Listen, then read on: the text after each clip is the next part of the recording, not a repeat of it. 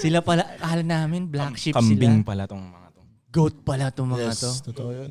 Kasi nandun si Joke lang. Bugoy na Koy, tas black sheep ako, tas black sheep sila lahat nandito. Nagsama-sama kami. Mabait ako doon. Alam mo tol, tinanong ko lahat, black sheep ka ba ng family nyo? Oh, black sheep ka ba? Black sheep ka ba? Sabi ko, nagiging magkatropa talaga yung mga black Tinanong sheep mo rin ng mga talaga. family. Tinanong mo rin sa amin yun. Di ba?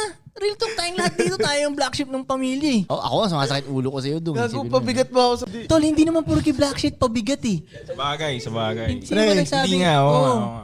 Ikaw lang yung parang hindi sumunod dun sa normal na way, normal na ruta. So medyo ng mga magulang mo. medyo disappointed sila sa'yo dahil hindi yun That ang... way. In that sense, may tatuwa sa mukha. Diba, ganun. nasa hip-hop industry ka Oh, bigla. ba't ganyan mga kaibigan mo, puro kalbo, ba't ganun, ba't yan, ganun.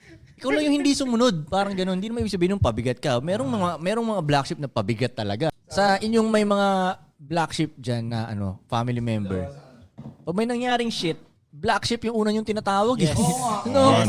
Black sheep ang tatawagin nyo.